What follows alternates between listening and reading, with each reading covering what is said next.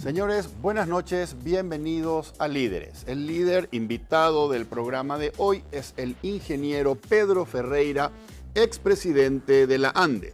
Con él vamos a hablar acerca de cuál es su visión, cuál es su opinión con relación a la gestión del gobierno de esta crisis coronavirus, y también vamos a preguntarle respecto a los desafíos que implica para el país la revisión del anexo C del Tratado de Itaipú prevista para el 2023. Agradecemos como siempre a las empresas que auspician Líderes: Banco GNB Paraguay, Aseguradora Yacyretá, Sentite Protegido, Dermagloss para que tu piel muestre lo mejor de vos y Megalabs, comprometidos con la excelencia. Luego de la presentación del programa conversamos con el ingeniero Pedro Ferreira, aquí en Líderes, desde los estudios de Canal Pro.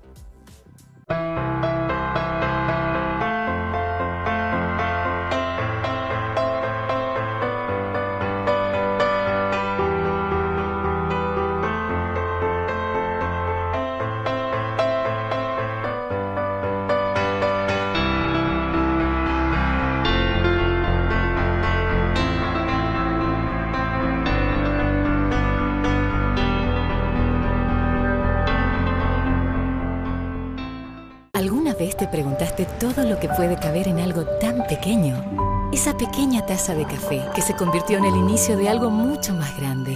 El pasto verde y fresco que se convirtió en el lugar favorito de ellos. Ese auto, alguna vez de juguete, que se convirtió en una realidad 20 años más tarde. Esa fotografía que se convirtió en el recuerdo de una de las mejores aventuras. Seguí viendo cómo lo pequeño se convierte en grande. Contactá con un asesor al 617-8000. Aseguradora Yacyretá. Ser ultra es descubrir que la edad debe marcar momentos, no mi rostro. Al final del día, la crema noche protege el colágeno de mi piel y suaviza arrugas profundas, gracias a que contiene cronociclín e isoflavonas. Dermagloss Ultra Age más 50. Llévate bien con el tiempo.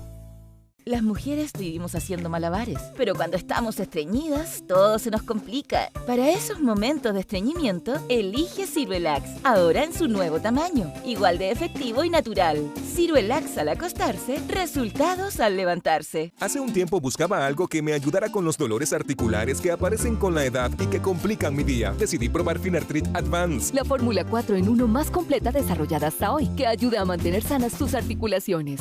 Con Finartrit Advance, nunca dejes de moverte.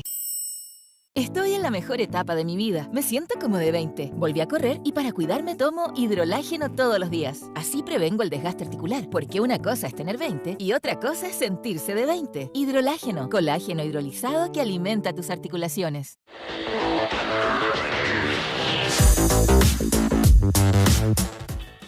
Ya estamos en compañía del ingeniero Pedro Ferreira. Ingeniero, qué gusto compartir con usted aquí en Líderes. Gracias por aceptar nuestra invitación. Bueno, muchas gracias por esta invitación y un saludo a toda la teleaudiencia. Ingeniero, quiero empezar pidiéndole su opinión respecto a la gestión del gobierno en el marco de esta crisis. El pasado 11 de mayo se cumplieron 60 días de la cuarentena y vemos que hay médicos que no reciben sus equipos de cuidado biológico, contratos con proveedores que se rescinden. ¿Cuál es su opinión? Bueno, mi respuesta quiero dividir en dos. Específicamente lo que hace el gobierno y también lo que hacemos nosotros. Okay. Un poco porque el éxito o no en cada aspecto depende también de todos nosotros. Correcto. A mí me pareció una gran acertada la rapidez en que el gobierno tomó la decisión de cerrar las fronteras, de irnos a cuarentena, inclusive cuando nos fuimos antes de tiempo, volver atrás. Me pareció en ese sentido una gestión de crisis excepcional. Okay. Ahora bien, otros países hicieron lo mismo y están mucho peor que nosotros. Entonces no es el único detonante del éxito, porque hoy en día se habla de un éxito en todo lo que es el manejo de coronavirus, que es como se dice y es por ahora. Hay que estar muy atento y no relajarse. Okay. Entonces, para mí la el mayor éxito es el trabajador, la persona que perdió su trabajo, la persona que hizo el aguante, que respetó las reglas y se tragó todos estos 2 meses y pico. Ese es un mérito increíble y demuestra cómo nosotros como nación a veces trabajamos solidariamente y también cómo hasta somos disciplinados, que era una cuestión que se nos dejaba como algo que no es normal en nosotros. Había sido que tenemos una disciplina. En ese sentido, yo diría 10 o cerca de 10. En otro sentido, en lo que es la compra, lo que es la gestión de los recursos y sobre todo si hubiesen sido necesarios en la cantidad pensada, y fracasamos, ¿verdad? En este momento, a 2 meses y algo, cierto. El por qué se fracasó podemos empezar después pero yo creo que es un fracaso, ¿verdad? Del 1 al 10 yo le pondría 3, 2. Yo no sé si hay algo de lo que necesitamos. Quizás lo único son los 2 hospitales, entre lo que estoy, pero no sé si están operativos. No sé si los médicos ya se prepararon todo lo que tenían que, porque el hospital vacío no sirve de nada. Exacto. Entonces, a priori diría que en lo que es la gestión de compra del Estado, lo que es de adquisiciones, lo que es la logística que se requería, estamos entre 2 y 3. Aplazado. Después hay otras cuestiones. En el medio hemos descubierto, y también es parte del rol del Estado, grandes problemas que tenemos en nuestro gobierno y también en nuestra sociedad. Uno de ellos es la corrupción. No es un descubrimiento, pero realmente la corrupción se montó a esto mucho más rápido que el resto. En vez de nosotros focalizarnos en solucionar el problema, de alguna manera hubo gente que pretendió ganar dentro de una crisis, y yo creo eso es demasiado grave, demasiado grave. Si vamos a hacer una crítica, la crítica más grande está por ahí. La segunda crítica que se puede hacer es el hecho, y es bastante generalizado, hasta el hecho de tratar de no hacer las compras por la 2051, sino enviar a través de Itaipú, enviar a través de Tesain, ¿verdad? Donde había una lista de proveedores, pero la lista de proveedores no sabemos si ese día se confeccionó, si había todo el mundo sabía que tenía que escribirse, porque acá el tema es transparencia. Y yo creo que ahí se falló. Se falló. El tercer aspecto, un poquito, donde tenemos una nota intermedia, para poder contener la gente en los lugares, había que hacer algo. Había que hacer funcionar los sistemas de ayuda.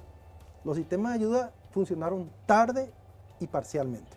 Se refiere a Putibó, Ñangarecó. A toditos, a toditos. Incluyendo el IPS con la ayuda que tenía que hacer al que está formalizado y suspendido. Hay, por ejemplo, una cantidad de temas administrativos ahí increíbles. La otra vez tuve una persona, nos pidió ayuda a mi señora y a mí, y nos habló de su situación.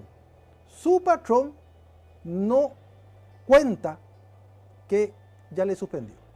Como una medida de presión, y ya hizo ella el reclamo al Ministerio del Trabajo, y no pasó nada. Porque no puede cobrar tampoco, ella estaba en IPS. Y le dice, no, en vez de 7 millones te quiero pagar 3 nomás. Y ahí voy a contar. Usa como una medida extorsiva. Se fue, ella denunció, hasta ahora no pasa nada. O sea que hay parte de la estructura del Estado que no está alerta a las vivezas que algunos de los privados hacemos, ¿verdad? Para mirar todo el contexto y sacar algún provecho. Correcto. Y nosotros tuvimos muchísimos casos en que no llegó. Tenemos cerca de casa un grupo de gente a quienes estamos ayudando, y hasta ahora, según el relevamiento que hacemos, hay como 200 personas que le falta la ayuda. De una comunidad de 700 aproximadamente, 200 es mucho. Cierto. Y entonces nacen, y esto es la parte grande, por eso los autores, nace el pueblo paraguayo solidario. El pueblo paraguayo solidario salvó esta crisis. Salvó. La decisión la hizo el gobierno, la primera decisión, bien, excelente, igual que otros. y nosotros batimos el récord mundial de solidaridad. Porque a lo mejor, yo entiendo, el Estado normalmente es nomás lo lento, no es una empresa pública que reacciona de un día para otro, pero todos los que fuimos alguna vez funcionarios públicos ya sabemos eso. Correcto. Y tenemos que ceñirnos a eso, y tenemos que saber que ese es un corset que tenés. Dentro de ese corset vos tenés que trabajar y tenés que responder lo mismo. Así mismo. No tenés que después excusarte en que tenés el corset, pero vos llegaste al cargo sabiendo que ese era el corset y vos administrar la cosa pública sabiendo que tenés ese corset.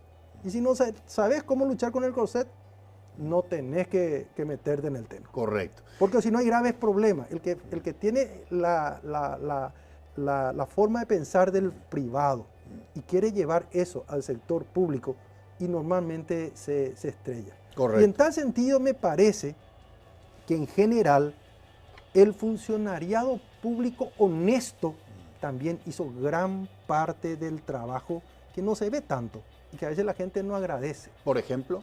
Y voy a la gente de infectología, de la gente del Ministerio de Salud, simplemente porque es el más notorio, no es porque es el único. Está, perfecto. Vamos así.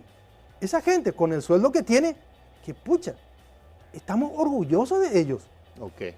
Y se plantaron cuando tenían que plantarse. Cuando la gente quería optar por la plata y no por la vida, se plantaron. Y eso le salvó, quién sabe, la vida a cuántos paraguayos. Y aparte, las decisiones que fueron tomando, las propuestas que fueron haciendo, da la impresión que tienen mucha lógica.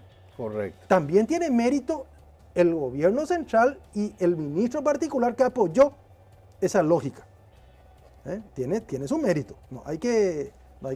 Pero ellos plantearon cosas lógicas que ahora que vemos, por lo menos transitoriamente, el éxito, nosotros vemos que estaban en lo correcto. Que están en lo correcto. Solamente pongo como un ejemplo, pero Correcto. hay muchos más. Hay muchos más. ¿Verdad? Los militares, los policías, los agentes fiscales, cuando todos teníamos miedo, ellos salieron y estuvieron ahí pidiéndote a vos los documentos y se jugaron la vida por nosotros y se siguen jugando. Las cajeras de supermercados, bueno, ya saliendo ese del sector público. Pero digo, hay un grupo de gente que se jugó bien y que toda su vida se nota que se formaron para estar a la altura de lo que hoy requirió el país. Y eso hay que agradecer. Correcto. Ingeniero, entonces, dividiendo a esta gestión en 4 componentes. El primero de ellos, la disciplina, la solidaridad y el cumplimiento de la ciudadanía, 10. 10. El segundo de ellos, la gestión del Estado, pero la buena gestión. Por ejemplo, los militares, por ejemplo, tantos otros funcionarios públicos que estuvieron a la altura, también 10. 90% no sabemos quiénes son. Exactamente. Algunos los vimos. Correcto. Pero yo estoy seguro que hay 100.000, 200.000 funcionarios públicos que hicieron 1000 cosas que nosotros no vimos. Correcto. El tercer componente es la ausencia de transparencia en las compras en una escala de 1 al 10, nota 2 o nota 3, aplazado. Y el cuarto componente es el funcionamiento de estas improvisadas redes de contención social. Ñangarecó, Putibó, IPS, etcétera. ¿Y ahí qué nota le ponemos? 5, 6, porque ya era lo previsible que no iban a ser muy rápidas. Claro. ¿Verdad? Pero fueron mucho más lentos de lo normal. O sea, todo el mundo esperaba que iban a responder en una semana, en 15 días. Respondieron en un mes y respondieron a medias. ¿Verdad? A medias. Entonces, 5. Correcto. No fue 0, pero fue 5. Correcto. Después hay otros aspectos que todavía no analizamos. Ok. El tema de comunicación. Ya que es un tema de liderazgo, para mí, ¿verdad?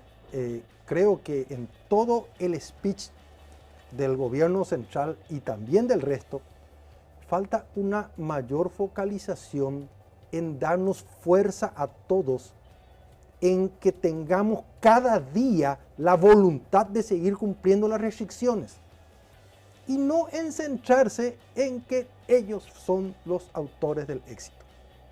El líder no espera ser reconocido en el momento. Hermano, no sabemos si esto va a terminar todavía en una catástrofe. No sabemos todavía. No están todas las cartas jugadas. 1, 2, 3, 10, 20 que hagan una atrocidad. Alguien que cruza la frontera desde Brasil, se reúnen, hace esto, hace aquello y se van 100, 200, 500, 2000 y se nos va todo al mazo. Y el Estado no lo puede controlar todo. El control social anduvo muy bien. hasta hoy en día. Ok. Entonces, el control social de parte de la misma gente. Entonces, ¿cómo se fortalece ese control social del liderazgo? Se fortalece empoderándoles a ellos.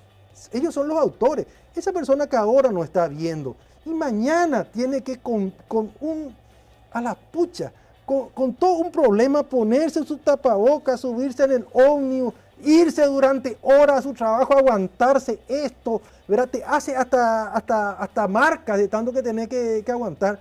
¿Cómo aguanta en el día a día? ¿Cómo hace para en un momento decir, váyase al aire?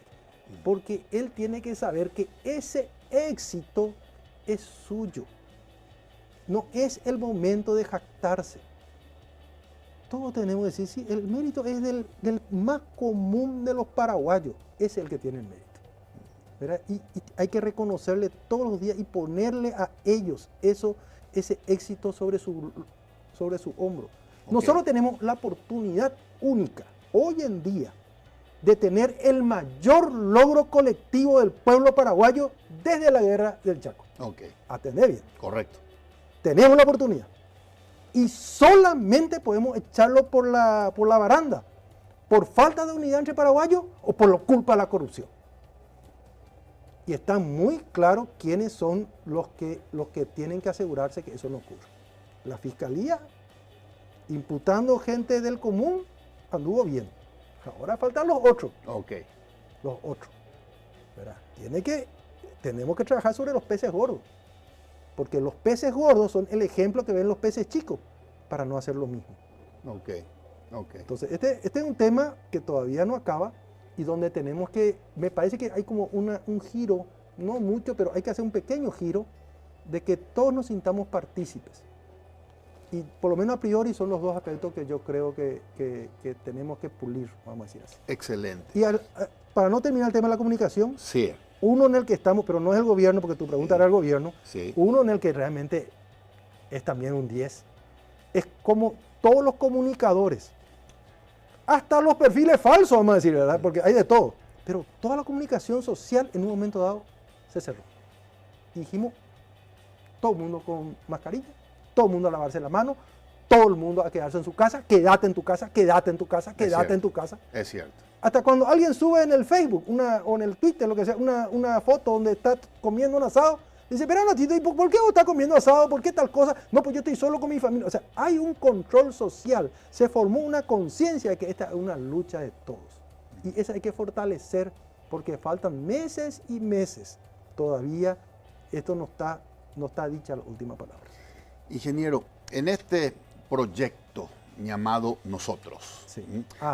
donde todos nos sumamos y que usted también describe, existe el riesgo de que quienes timonean este proyecto sean los primeros en ser percibidos como los que están saboteando el proyecto. Sí. ¿Cree que eso puede llegar a complicar el clima social de no esclarecerse estos casos de corrupción o al contrario, volverse todavía más grave estos casos de corrupción? Claro que sí. Yo creo que es totalmente factible. Es más, las máximas autoridades, tanto del Poder Ejecutivo como de la Fiscalía, como del Poder Judicial sobre todo, le saca un ratito al Poder Legislativo del medio porque el Poder Legislativo tiene otra lógica, ¿verdad? Tienen que estar conscientes de que ellos pueden ser los grandes ganadores de esta crisis. Okay. Pero tienen que poner la muestra. Exacto. Acá ya nadie se va a traer el discurso. Todos los paraguayos vamos a estar mirando los hechos. Y si nuestro segundo, nuestro tercero, nuestro cuarto, o nuestro amigo, o nuestro exfinancista de la campaña viene y hace un negocio a expensas del pueblo, y por culpa de eso perdés el liderazgo y le tenés que venir con todo. Y no vaya a llamarle al fiscal para decirle perdonarle porque es mi amigo, sino decirle hundile porque me traicionó. Correcto. Y ahí nosotros vamos a estar agradecidos y vamos a salir ganando todos. Hay un tema económico relacionado. Gran parte de la economía se va a levantar por la expectativa. Cierto. Y si nosotros estamos conscientes de que este fue un éxito nuestro, entonces nosotros todos vamos a estar de un mejor humor y Correcto. vamos a levantar mejor el país. Excelente. Ingeniero, recién decía, no hay que cantar victoria y hay que seguir alerta. Estamos terminando mayo, está enfrente el inicio del invierno. Sí. ¿Cuándo cree usted que podríamos decir, está terminando esto y podemos empezar a bajar la guardia? Yo no soy infectólogo, pero sí hago mucha estadística. Yo todos los días bajo todas las bases de datos que encuentro por ahí en la web, hago unos cuantos cruces, cruzo con los días anteriores para ver cómo van evolucionando todas las políticas públicas para ver qué resultados. Eso lo hago de hobby. Y cada tanto, si alguien quiere ver los resultados, ahora hace semanas que no alzo, y voy a explicar después por qué si es necesario, alzo en mi página web, en mi Facebook y a veces en el Twitter, para que se vaya viendo cómo estamos mucho mejor que otros. Correcto. Para estimular también a la gente. Entonces, te puedo contestar lo siguiente. China, que es el primer lugar, hasta ahora no bajó la guardia. Ellos tuvieron ya el problema el año pasado, su invierno terminó en febrero, y hasta ahora no bajaron la guardia. El hecho que ellos digan que no tienen hoy en día infectados, o que no tienen más nuevos casos, o que tienen pocos, no significa que bajaron la guardia. Ok. Esto por un buen tiempo, sobre todo dependiendo de nuestro gran vecino Brasil. Exacto. Hoy en día Brasil es el campeón mundial de infectados por día. En los últimos días ha tenido el mayor número de infectados, a veces el segundo, a veces el tercero, pero en la mayoría de los días el primero, ¿verdad? Y está por posicionarse entre los de mayor cantidad de muertos en el mundo, ¿verdad? Ya sobrepasándole a todos los países europeos, todavía lejos de Estados Unidos, pero es la tendencia. Y nosotros le tenemos acá al lado, exacto, con una frontera seca extensa, sí, donde en algún momento dado, todavía no es una primicia lo que te voy a decir, yo estuve pensando en una idea, nosotros tenemos que volver más o menos a la época de Francia. Es una idea. Pensé yo, ya vivimos ni así 30 años aislados. Vivir 3 meses aislados. Hasta diría yo, hasta después del verano, hagamos turismo interno. Que poca gente entre, que poca gente salga. Hagamos un tiempo en el cual nos dedicamos solamente a nuestro país, nos dedicamos a levantar nuestro país de aquí al año siguiente. No nos vayamos tanto de vacaciones, hagamos todo lo que tenemos que hacer para poner otra vez las cosas y podemos ser un ejemplo para el mundo. Y esto le puede dar un prestigio al Paraguay que todo el resto va a tener que reconocer. Tenemos una oportunidad como país. Pocas veces todo el mundo está mirando con lupa qué hace cada uno. Exactamente. En Latinoamérica, en este momento hay 3 casos exitosos nomás. Está Paraguay primero, Okay. Uruguay, Costa Rica. Y para de contar. El resto está con graves problemas. Con graves problemas. Sí, ingeniero, sí. Dentro de esta crisis, una de las medidas económicas que se tomó tiene que ver con exonerarle el pago de su consumo a un sector de usuarios de la ANDE. La pregunta es la siguiente. Sí. Esa exoneración representa ingresos que no van a ser percibidos de parte de la ANDE. Sí. Nosotros, la ciudadanía, a través de nuestro Ministerio de Hacienda, tenemos que reembolsar esas exoneraciones a la ANDE. Así es. Eso está previsto en la ley y así será, supongo. Igual que como eternamente la ANDE ha recuperado la tarifa social a través del descuento del IVA. Correcto. O sea, ese va a ser un mecanismo que se va a implementar tarde o temprano. En otras palabras, hay ciudadanos que no van a abonar su consumo, lo que no significa que ese dinero deja de ingresar a la ANDE. Así mismo. Va a ingresar a través de Hacienda. Para eso están los 1.600 millones de dólares que se aprobaron en la ley, hace mención a eso. Quiero hacer una crítica aprovechando tu pregunta. Okay. Me parece que ahí hubo 2 errores. Primero, que la propuesta de esa exoneración no vino del Poder Ejecutivo. Entonces no estuvo bien estructurada desde el inicio. Se hizo la propuesta ya en el plenario del Poder Legislativo y surgió con ciertos defectos. Y ahora voy al segundo problema. A mi criterio, puedo estar muy equivocado, pero yo creo que es el criterio, no tendría que haberse exonerado a los que consumen menos de 500 y no a los de 501 para adelante. Nunca en un subsidio tenés que poner una grada tan grande de un número a otro. El que consume 450 y el que consume 550 son vecinos. Probablemente tengan el mismo estatus social, probablemente tengan los mismos gastos, no hay diferencia. Era mejor exonerarles a todos los primeros 400. Los primeros 400, los que son para tu sustento diario, los que son para tu mínimo. Te iba a salir igual exonerar los primeros 400 de todos, que a uno le exonera 500 y al de 501 le hace un facturazo, como es toda esa cola que está frente a la ANDE. ¿Se entiende la diferencia? Se entiende. Lo que no estoy comprendiendo es cómo afectaría la opción que usted está dando en el volumen total. El mismo número. El mismo número. Vos multiplicás 400 por 1.250.000 más o menos. Clientes de la ANDE. Residenciales. Ok. Y comerciales también le querés meter. Y multiplicás 500 por 1 millón. Y es la misma cifra. Ok. O sea, no estamos hablando, es más, podría ser los primeros 500 también. No es un número que mueva todo. No es un número que Y hubiese mueva sido más justo. Hubiese sido más justo. Sobre todo, y voy a poner un ejemplo que siempre es un poco, porque esto yo lo tengo bien carcomido, de cuando tanto con senadores como diputados trabajamos sobre el tema de la tarifa social. La tarifa social tiene el mismo problema. Entonces, vos de alguna manera le estás diciendo a la gente, hacen un poquito de fraude o hacer tal cosa para entrar en este rango. Porque si no te va a pasar lo de tu vecino, que por estar un poquito fuera del rango, liga todito. Entonces es mejor tener una gradualidad mayor y que no haya un salto. Eso nosotros ya lo hemos analizado suficientemente. No sé si tendría que ser a todos, pero los multimillonarios que a lo mejor gastan más de 5.000 kilovatios hora por mes, y 500 gratis o 400 gratis no le mueve la aguja tampoco. Correcto. ¿Verdad? A lo mejor habría que poner un límite, yo no sé cuánto, 2.000, 1.000, 1.500, ¿verdad? Pero por lo menos sería más justo si a todos le hubiese dado un.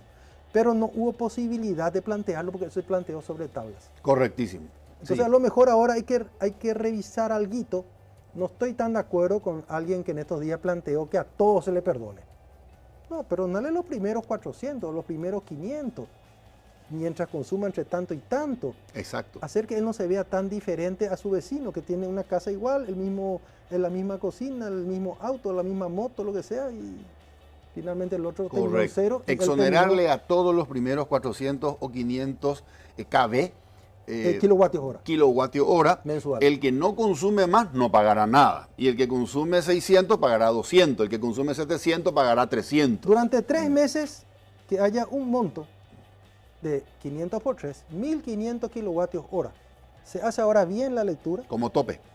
Y a todos los en cierto rango que hayan consumido en ese periodo de tiempo, desde la última lectura válida que se tome como referencia, hasta la última lectura que se haga bien, tranquilo, sin problema, entonces se dice, bueno, estos 1.500 se te condona o va a pagar el Estado. Te ayuda de esta manera. Correcto. Y a toditos nos va a ayudar un poquito. Exactamente. Ingeniero, cambiemos un poco de tema porque Sí. quiero hablar con usted de los hechos 2019 vinculados con su salida de la ANDE. Sí, sí. ¿Cuál fue la fecha en la cual usted renunció? 24 de julio del 2019. 24 de julio del año 2019. Es decir, estamos a 2 meses de que se cumpla un año. Así es. Brevemente, ingeniero, ¿me puede hacer un resumen cronológico de aquellos hechos?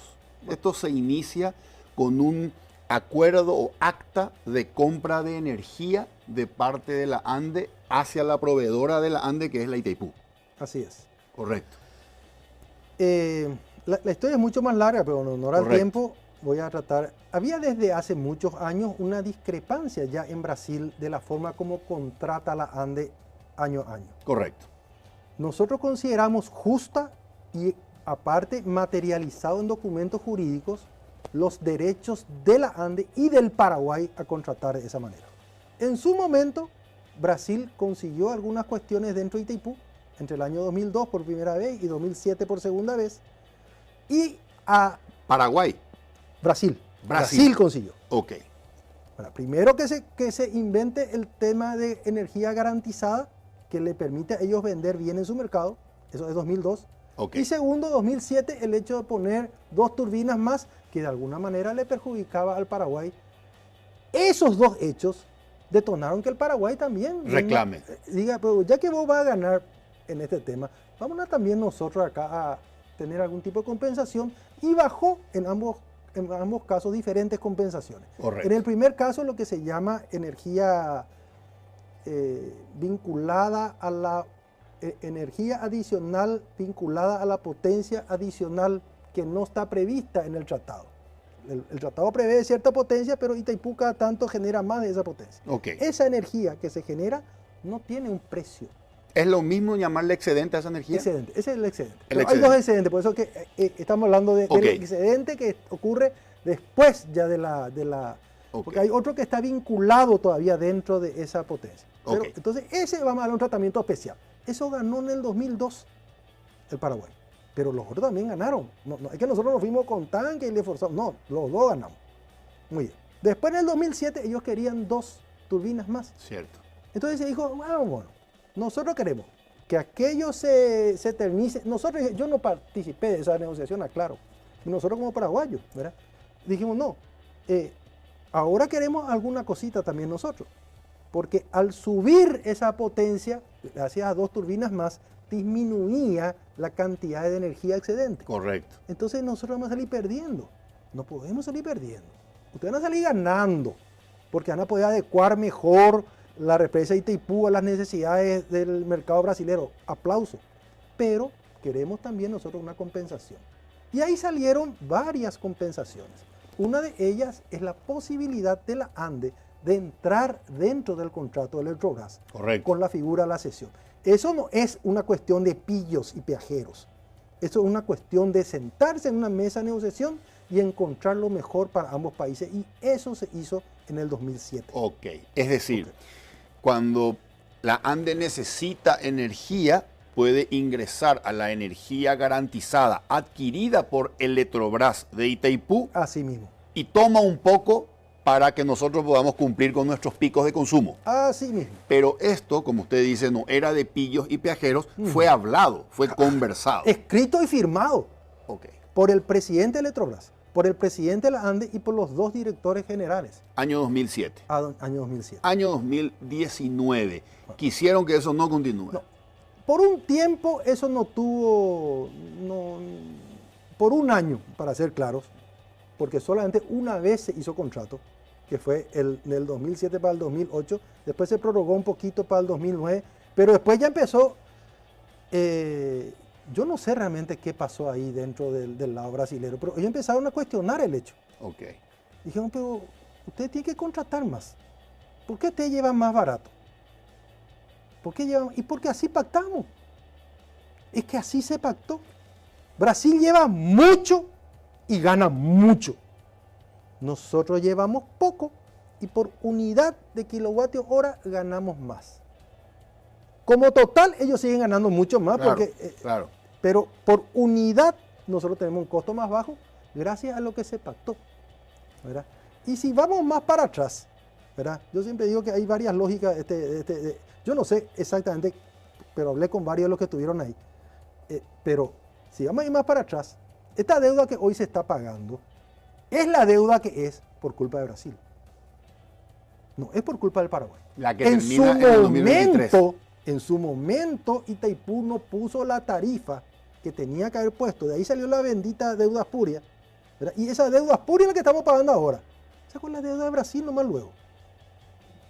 O sea, nosotros estamos pagando. Si nosotros tuviéramos el mismo costo que ellos, nosotros vamos a estar pagando nuestro costo el financiamiento que le hizo Brasil al poner una tarifa más baja de lo que tenía que haber puesto en su momento, de lo que estaba en el tratado. Correcto. Entonces, hay varios argumentos. Esto no es que el Paraguay se fue no, esto es algo que se pensó bien, se planteó a mi criterio bastante bien y se sacó un beneficio. Ok. ¿Verdad? Bueno, ellos empezaron un revisionismo al respecto. No, pero esto no queremos, contraten más, contraten más. Según la capacidad ellos de coacción hacia el Paraguay, voy a usar la palabra coacción, Ok. ¿verdad? El gobierno brasilero de turno coacciona en la medida de lo que puede al gobierno paraguayo de turno para que, contrario a los intereses nacionales, contrate de más. La energía más cara. Sí. Sucedió en el 2016 y sucedió ahora. Ahí lo que yo más critico es, primero, a un gobierno de un país, el brasilero, que debería ser ejemplo en el mundo. Debería ser el candidato para entrar en el Consejo de Seguridad por parte de todos los latinoamericanos, ¿verdad?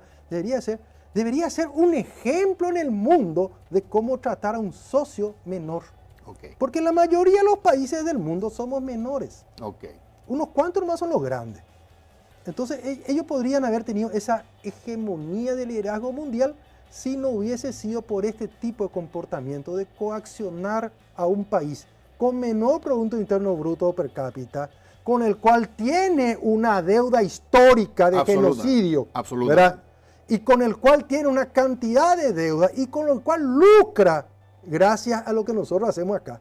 Y en vez de tratarnos como nosotros requeríamos, coacciona por cuestiones que tampoco son importantes para ellos. Correcto. Porque si vos haces toda la ecuación de cuánto es lo que ganó Brasil ahí dentro de esa negociación del 24 de mayo, que se acaban de cumplir 2 años, un año, no es mucho para ellos. Ok. Es un acto hasta de imperialismo. Y yo sentí mucho porque yo le he visto al presidente de la República muy coaccionado, ¿verdad? Y a todo, al canciller, a todo, muy, mirá si Brasil nos corta la autoparte, y mirá si tal cosa, y mirá si tal. Y de hecho empezó a hacer, mirá si ya no repatrian los reales. Pero no, yo nomás digo, ¿verdad? Si yo a mi vecino más chico le empiezo a jugar así, ¿verdad? Y el otro es mi socio, y va a ser siempre, vamos a ser países amigos. Gobiernos pueden ser no amigos, pero los brasileros y los paraguayos siempre van a tener que ser amigos. Ingeniero, ¿cuándo se firmó el acta? El acta se firmó, no estoy seguro, pero dicen los que estuvieron ahí que se firmó el 24 de mayo a la tardecita. El 24 de mayo a la tardecita. A nosotros no nos mostraron lo firmado y nos dijeron que fue un gran éxito hasta más o menos el 3, 4, 5, 6 de junio. O sea, en junio nosotros nos enteramos. Nosotros todos esos días requerimos que lo que se firmó, no se preocupen, todo solucionado. Ok. Y en una reunión donde estuve yo en Cancillería, me reuní con con el canciller Castiglioni. Correcto. Estaba Hugo Saguier y estaban todos los miembros del Consejo de Administración de Itaipú y otros funcionarios de Cancillería. Y ahí discutí yo con Saguier y le mostré que lo que estaba escrito y firmado no tenía nada de bueno para el Paraguay.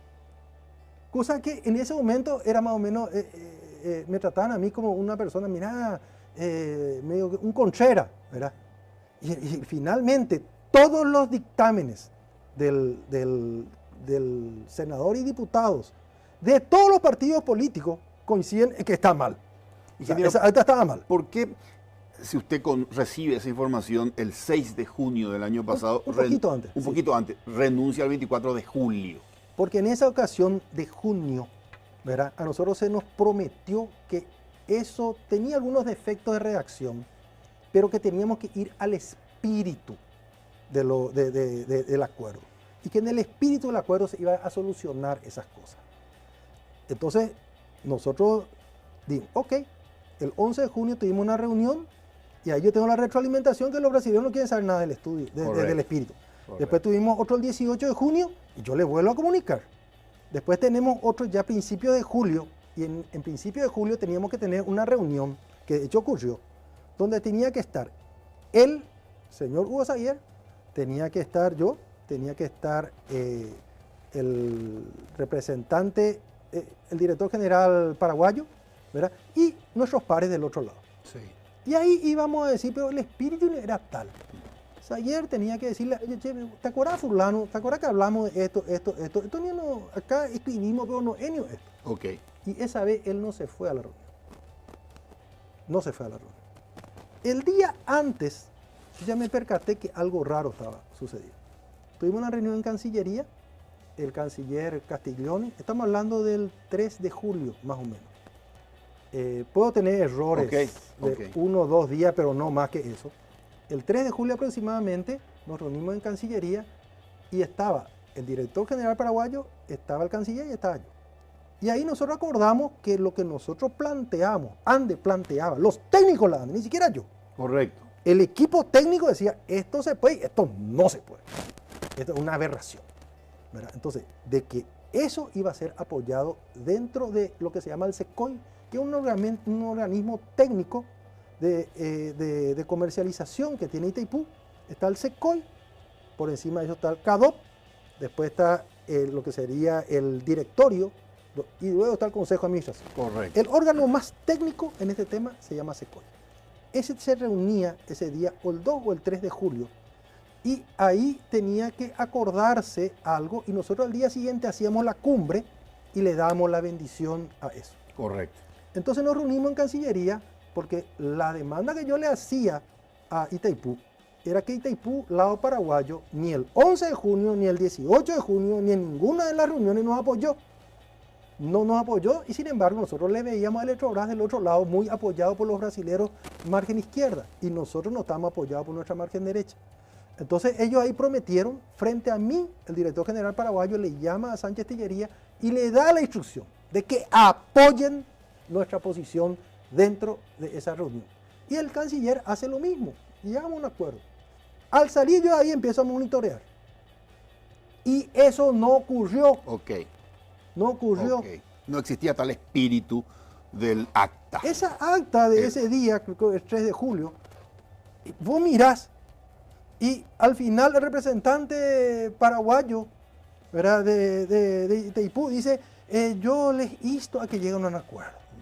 Más o menos así fue la posición de ese señor. Ya no recuerdo textualmente, pero era una locura. Correcto. Ingeniero, entonces al día siguiente, disculpame, no pudimos solucionar. El día siguiente que nos reunimos, ese día habrá sido el día que más presión tuve yo. Ok. Para acordar yo lo que estaba en contra de mi país. Ok. Entonces ahí yo le escribí por primera vez al presidente de la República, presidente, si usted quiere usar mi cabeza para negociar este tema, no hay ningún problema. Yo no voy a hacer nada que vaya en contra de mi país. Correctísimo. Ingeniero, entonces, el acta es un acta de adquisición de energía eléctrica de parte de la ANDE con su proveedor Itaipú. Ese es apenas uno de los ítems. Uno de los ítems, exactamente. Después está el manejo del embalse. El manejo del embalse. Lo que la ANDE pretendía era adquirir más energía excedente con un precio más bajo y menos energía garantizada con un precio más caro, porque a partir de ahí son mis costos operativos como ANDE que impactan directamente en tarifa. Así mismo. Lo que Brasil pretendía era lo contrario, menos energía excedente, más barata para la ANDE, más energía garantizada, más cara para la ANDE, lo cual impacta en los costos y tiene que traducirse en un aumento de tarifa. ¿Cuánto era ese sobrecosto para la ANDE si aceptábamos eso? En ese solo ítem, 350 millones de dólares. En un año. En lo que es manejo del embalse, que eran los otros ítems, nunca pudimos dimensionar del todo, pero podía llegar un límite, diría yo, 1.000 millones de dólares. O sea, no, es poca monta. Cuando finalmente, creo que el 13 de diciembre del 2019, el ingeniero Villoro firma el nuevo acuerdo, el daño se reduce a 100 millones más o menos. Correcto. Lo cual uno puede decir, nos ganaron. Yo creo que no nos ganaron. Yo creo que el Paraguay demostró, el pueblo paraguayo, una vez más, una cohesión y un interés hacia un tema, y creó una causa nacional. Igual que ahora con el tema del COVID. Creó una causa nacional. Y respondió, estuvo a la altura. Y eso doblegó al gobierno brasileño, que tuvo que retirar el acta. El acta se anuló. Correcto. Cuando ustedes vieron que un país 30, 40 veces mayor que otro, teniendo ya el papel firmado, recule de sus intenciones. Ok.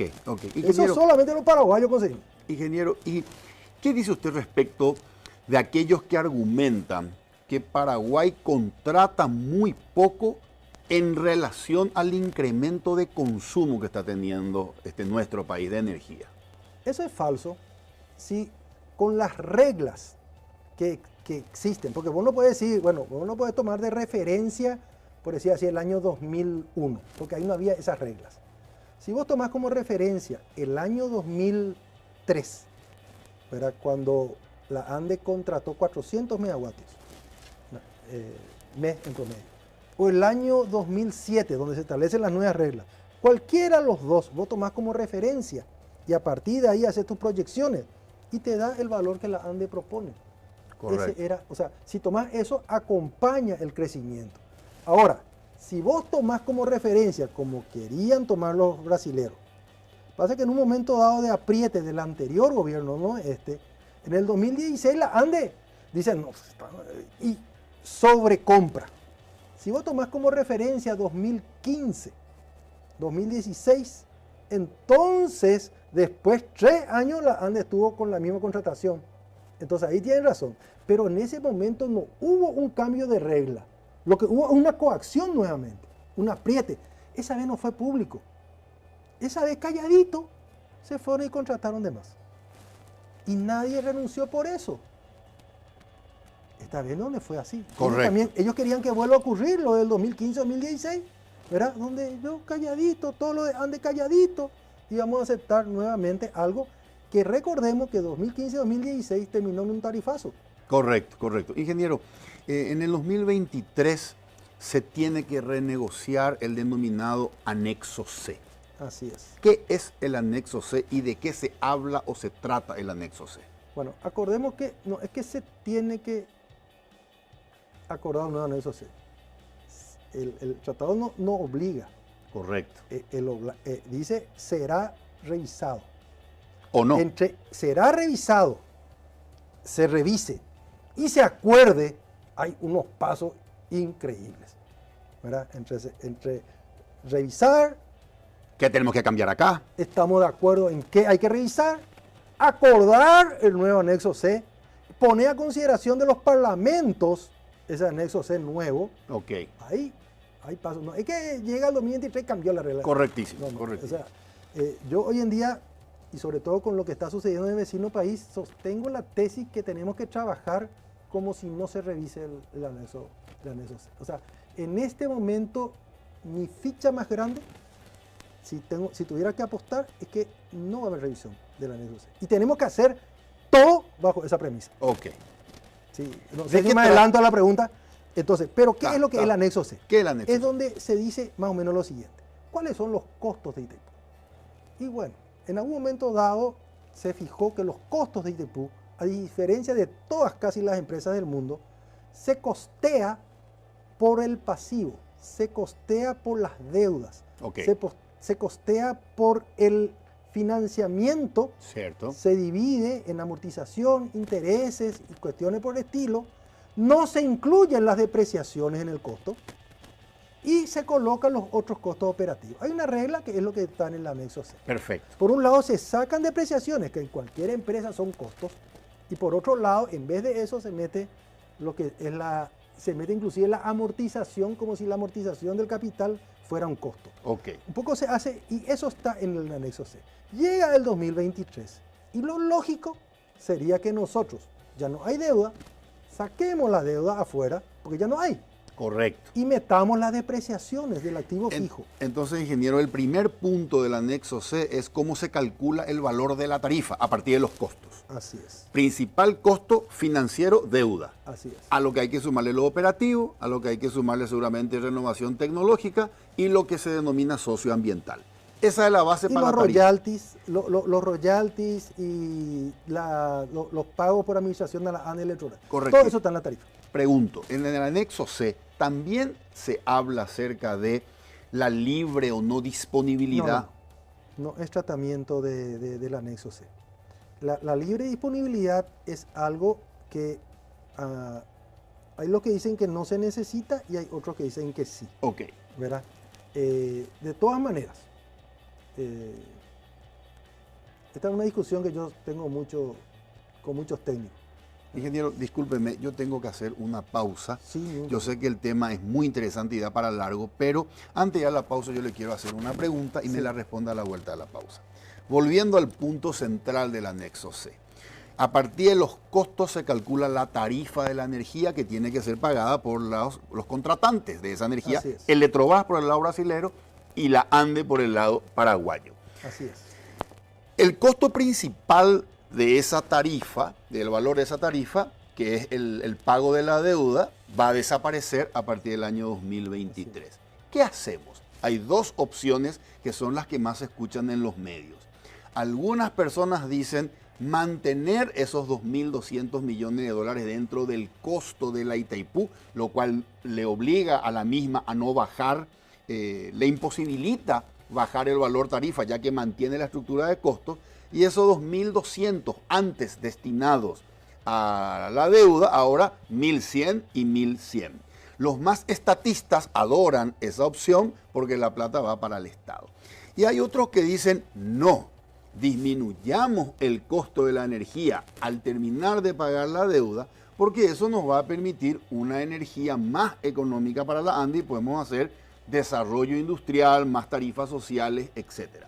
Después de la pausa, ingeniero, me gustaría que de esas dos opciones usted me diga cuál es la más interesante, o a lo mejor usted tiene una tercera. Dígame después de la pausa. Excelente. Hacemos una pausa y ya regresamos con el ingeniero Pedro Ferreira.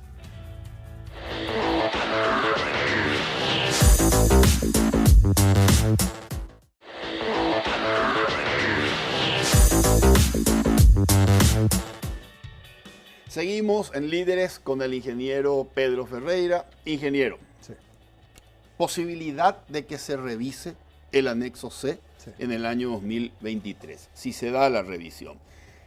¿Qué cree usted que sería lo más conveniente para el Paraguay entre las diferentes opciones que se manejan, vencida o terminada de pagar la deuda que tiene Itaipú Binacional?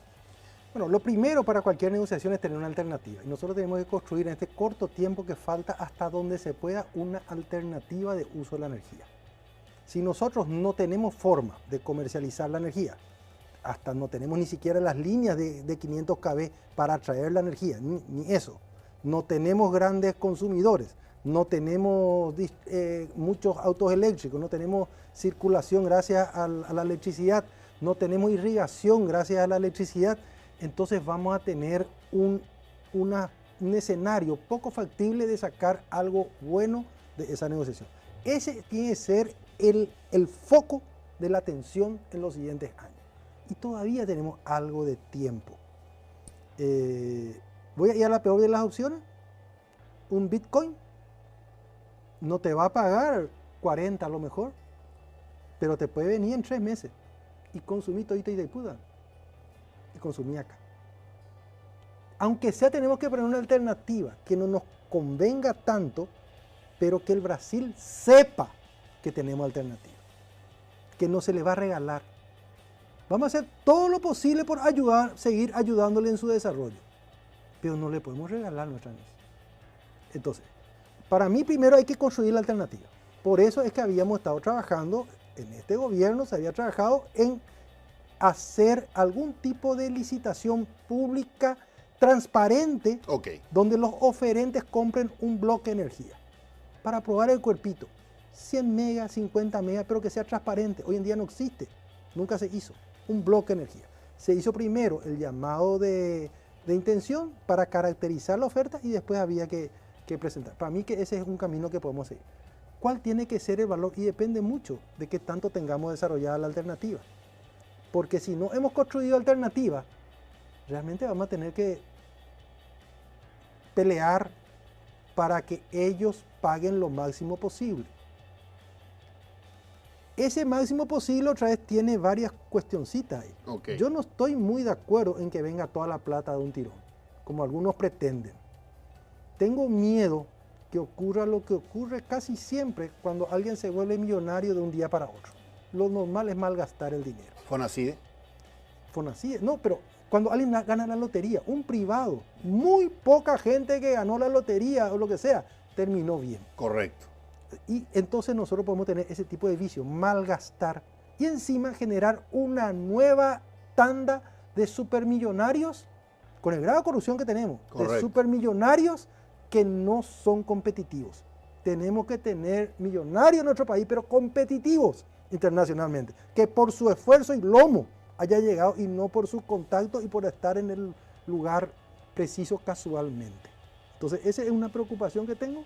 No estoy de acuerdo con eso de traer 15.000, 20.000 y repartir en un periodo de tiempo. Ese es un poquito, no sé si contesté completo. Correcto. Vamos a poner el peor de los escenarios. Nosotros, el Brasil dice, no, acá se terminó, y el precio está, este es el precio que dice el anexo C, ya que nos revisamos. Barato. ¿Qué tenemos que hacer nosotros? ¿Cuál es? Tenemos ya las líneas, tenemos los consumidores. Yo creo que tenemos que tener las líneas y tenemos que tener los consumidores. Ok. Yo creo en eso y yo creo que los líderes paraguayos tienen que dar el ejemplo. Yo me compré un auto eléctrico. ¿Qué otro ministro se compró un auto eléctrico? ¿Qué otro líder se compró? Aunque no te convenga. Correcto. Uno tiene que dar el ejemplo.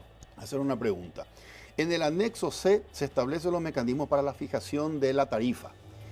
En ese anexo también se fija el precio que paga Brasil a Paraguay por la energía que contrata y que le pertenece a Paraguay, o eso es un acuerdo aparte. Inicialmente, pero después se tocó varias veces, la última vez en el acuerdo ese Lugo-Lula del 2009, que ahí se elevó bastante, ¿verdad? Cierto. O sea, el precio por la cesión se elevó bastante en esa Correcto. ocasión. Recién me decía usted, ingeniero, no tenemos que regalarle nuestra energía a Brasil. Voy a terminar con esta pregunta y me gustaría que me diga sí o no. Voy a hacer una afirmación y dígame si esa afirmación es correcta o no es correcta. Sí. Durante los últimos 30 años, Paraguay le ha regalado su energía al Brasil. ¿Es esta afirmación correcta? No se puede contestar sí o no. Te voy a contestar diferente. El Brasil ganó 10 veces más. Ellos son los que nos deben a nosotros. Gracias, ingeniero. Un gustazo conversar con usted. Muchas gracias. Señores, esto fue Líderes. Buenas noches.